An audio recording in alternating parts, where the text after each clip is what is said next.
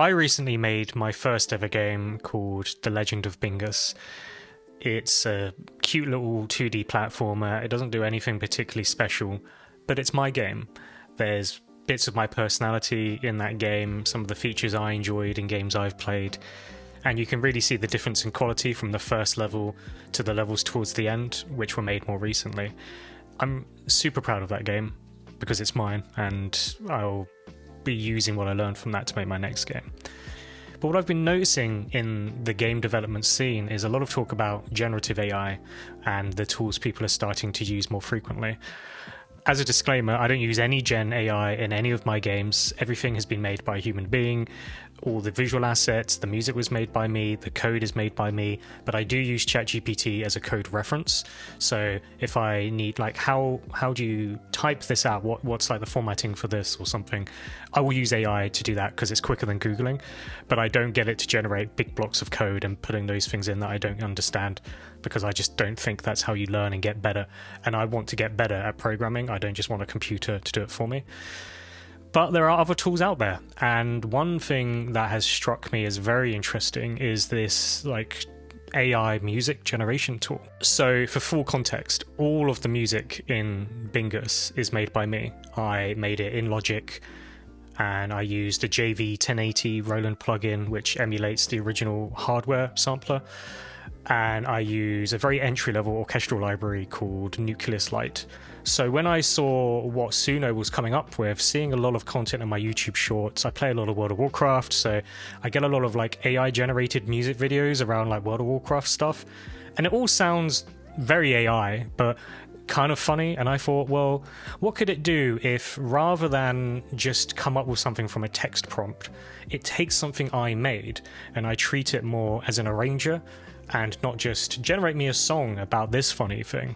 I paid for a month of Suno Pro, which was about £8, I think. Not a huge amount of money for an orchestral arrangement tool, I thought, so give it a go. And I uploaded two pieces that I'm really proud of. So I picked Autumn Ascent, which is level 3, and Midnight Manor, which is level 4. So I'm a really big fan of symphonic metal, so bands like Twilight Force, Nightwish, huge influence on my music taste. And Midnight Manor, I thought, whoa, what would that sound like if actually we made it sound like a Nightwish song? And so that's the prompt I gave it. I wanted it to keep the chords and the melody the same, but I wanted it to have like a nice drum beat and guitars. And then I thought, well, I really, really like Autumn Ascent, but what if that sounded a bit more colourful, as if it was being played by a full orchestra with like a really nice maybe brass lead? And what I'd like to do now is I'd like to just do a before and after comparison of each of these, so you can see the difference between them, and then I'll give you my thoughts.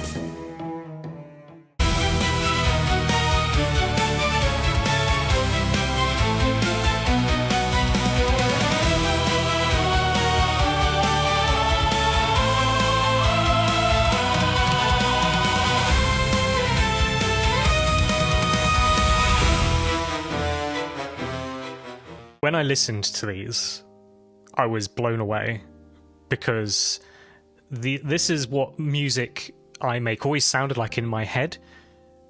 But then obviously I went the JV 1080 route and created very like retro sounding music. And I think my music sounds great as it is on its own. I'm never going to disrespect my own creation. But what this tool has done for like Autumn Ascent, it sounds like something from a Mario Kart track. Now, obviously, there's an issue with these tracks in that you can hear it sounds very generated. Sometimes the instrumentation doesn't stay consistent. Some of the sampling gets like really low quality, so it's not perfect by any means, but I couldn't get over like how cool these sounded. What is music now when a tool like this can make something sound that good? But at the same time, I was quite proud of myself because the chords, the melody, it kept those, and those were things that I came up with. I made those melodies and songs, and you can hear them very clearly in the AI made versions too. So then there's like a dilemma there. If that's my music, that is my melody and my chord, like, is AI now an incredibly cheap and effective arranger? Because if you think of composers like Danny Elfman, for example, he doesn't, create the orchestral scores that the orchestras actually play. He comes up with the ideas and he will, draft those out on a computer and like make a MIDI of them. But it'll always be an arranger's job to actually get an orchestra to play it in a way that brings it to life. So is AI in this sense an arranger for me? Is it any different than me paying £1,000 for a really fancy orchestral library and just using that? Where is the line here? Because this isn't just me going, make me a song called Midnight Manor, it should have these instruments in, and it composes it from scratch. It is taking my stuff and just adding another dimension to it. And I feel uncomfortable about that. But it sounded so good, so I don't really know how to feel. It's really cool to hear my music played that way.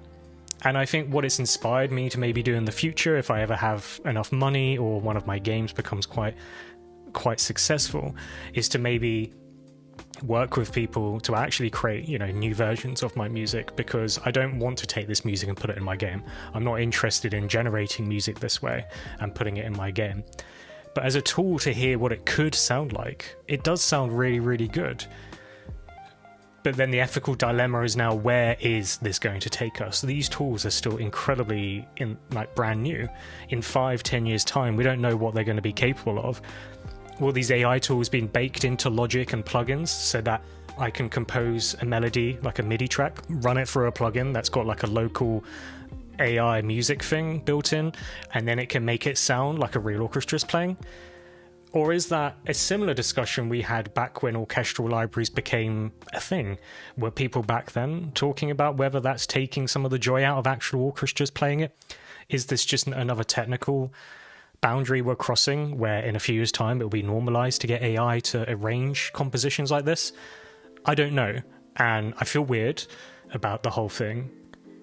But I think if it's being used like this to take your compositions and ideas and just play them through an orchestra to make it sound like you're really there, or like a live band's playing it, I think that could be quite a cool tool. But it's not something I'm interested in using full-time in any capacity, because I'm a bit intimidated by how capable it is. And ultimately, at the end of the day, I love the music I made. I love how retro and a bit shit it sounds. I think that's part of the charm. Like, when you listen to that, you would think that's an Alex piece of music.